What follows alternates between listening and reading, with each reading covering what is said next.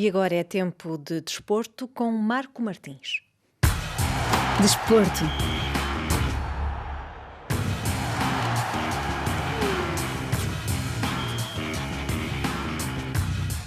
A invasão russa da Ucrânia tem tido consequências no desporto. Para além da exclusão dos atletas russos e bielorrussos dos Jogos Paralímpicos de Inverno de Pequim, na China, a UEFA e a FIFA, no futebol, afastaram a Rússia das provas onde está envolvida na presente temporada, quer a nível de clubes, quer a nível das seleções. O mundo desportivo tem reagido à sua maneira a este conflito.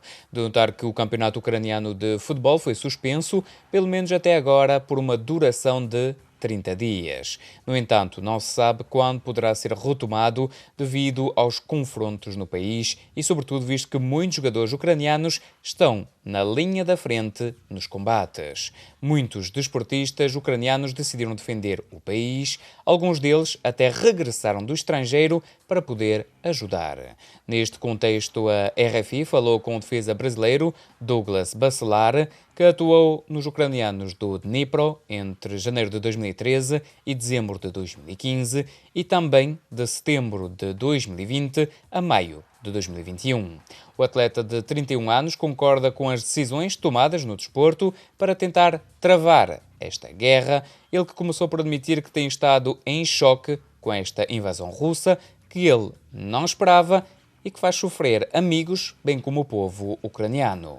A situação é muito triste ver o que está acontecendo na Ucrânia hoje. E eu praticamente trabalhei quase 5 anos em 2 passagens que eu tive e criei laços muito fortes. Tenho muitos amigos que ainda estão na Ucrânia, ucranianos. Tenho amigos que são brasileiros que também estavam aí na Ucrânia e você se deparar com essa situação é triste. Eu, no primeiro dia que eu comecei a ver nos noticiários, quando tudo começou essa guerra, eu junto com a minha esposa também, que morou comigo na Ucrânia, compartilhou muitos momentos. Nós ficamos em choque, sem acreditar. Eu jamais imaginei que poderia chegar a esse ponto, toda essa situação. E é triste. Não sei nem como mensurar bem esse momento, porque eu vejo amigos meus sofrendo com as suas famílias, se separando porque os homens não podem sair do país e é lamentável o que está se passando por lá. Na temporada passada ainda estava no Dnipro e aliás em 2014 também, mas primeiro, no ano passado estava no Dnipro, sentiu alguma tensão, sentiu que pudesse acontecer o que aconteceu? Não senti nada na cidade de Dnipro, nas outras cidades que eu ia jogar ou a visitar, passeio com a minha família. A situação era tranquila, nós não imaginávamos que poderia chegar a esse ponto. Porque justamente em 2014, quando houve esses primeiros problemas com o Donbass, estava na Ucrânia. Quando aconteceram esses primeiros confrontos entre ucranianos e pró-russos, a algum momento teve medo que se aproximasse de Dnipro? Sim, tive medo. Quando tudo se iniciou, os conflitos, né? A Rússia anexando a Crimeia, os problemas em Donbass também, com muitas equipes da região tendo que sair e indo para outras cidades. Não posso negar, senti medo nesse período. Nós ficávamos apreensivos, sem saber o que poderia acontecer, se poderia tomar uma proporção ainda maior e ir para outras cidades. Eu morava em Dnipro nesse período e Dnipro está a 350 quilômetros mais ou menos de Donbass. Então, é claro, nós ficávamos bem apreensivos, com medo de que pudesse chegar também ali na cidade. Já fazia 8 anos que estava nessa situação e de um momento para o outro acaba por explodir ainda mais. Eu, sinceramente, não acreditava que poderia explodir dessa forma, porque eu estava na Ucrânia quando se deu início, em 2014, e, claro, sempre foi uma situação muito tensa, mas somente nessa região. Então, eu não acreditava que poderia tomar uma proporção tão grande, algo tão generalizado em todo o país, nas principais cidades. Jamais passava pela minha cabeça que isso poderia acontecer.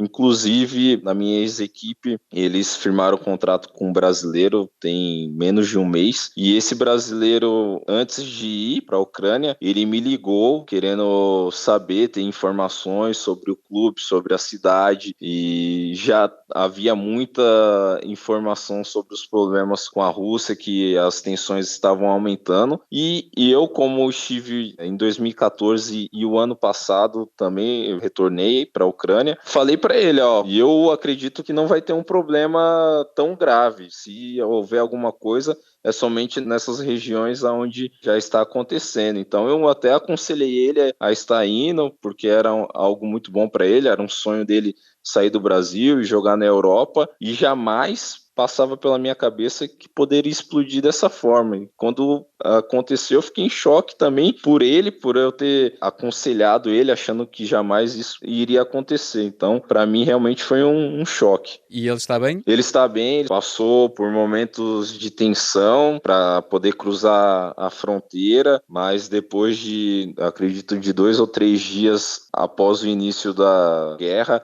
ele conseguiu cruzar a fronteira e já está em casa, já está com os seus familiares bem. Mas foi momentos que ele passou bem preocupantes. Douglas, justamente esteve com ucranianos. Qual era a opinião ou qual é a opinião que eles têm da Rússia, no fundo? O problema deles realmente não é com o povo russo. Eles não têm nenhum problema com o povo russo. O único problema realmente é a questão política em relação aos líderes políticos russos. Contra o povo russo não tem problema nenhum, tanto é que a Rússia ainda tem muita influência, a língua russa principalmente, né, em muitas cidades. Em Dnipro, por exemplo, antigamente a maioria das pessoas falavam mais russo do que ucraniano. Eu aprendi o russo morando em Dnipro.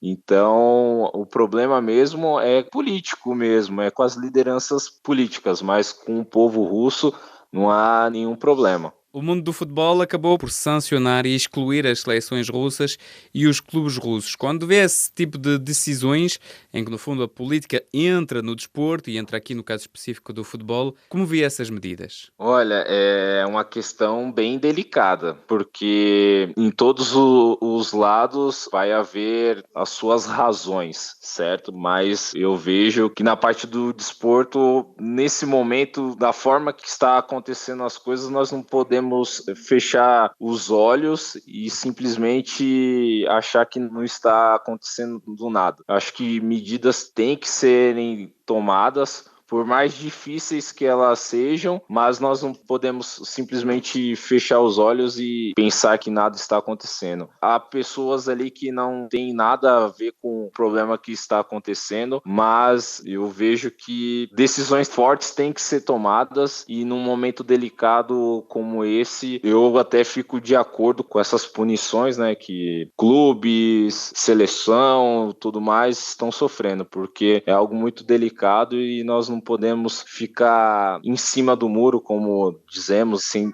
tomar nenhuma decisão. Acho que uma decisão mais séria tem que ser tomada e eu fico de acordo com o que vem acontecendo em relação à parte de desporto. Era Douglas Bacelar, defesa brasileiro dos turcos do Giresunspor, que já representou o Dnipro na Ucrânia e vários clubes no Brasil, como por exemplo o Vasco, a Chapecoense e o São Paulo. Por fim, e voltando aos relevados no futebol francês, o Nice e o Nantes vão se defrontar na final da Taça de França. O Nice eliminou o Versalhes por 2-0, enquanto o Nantes derrotou por 4-2 o Mónaco na marcação das grandes penalidades, isto após um empate a 2 bolas no fim do tempo regulamentar. No futebol português, na primeira mão das meias-finais da Taça, o Futebol Clube do Porto venceu por 2-1 na deslocação ao terreno do Sporting Clube de Portugal, enquanto o Tondela derrotou por 3-0 o Mafra, este último clube sendo o único da segunda divisão portuguesa. Os jogos da segunda mão vão decorrer apenas no mês de abril, a 19 e 20. É o ponto final neste Magazine de Desporto. Até breve.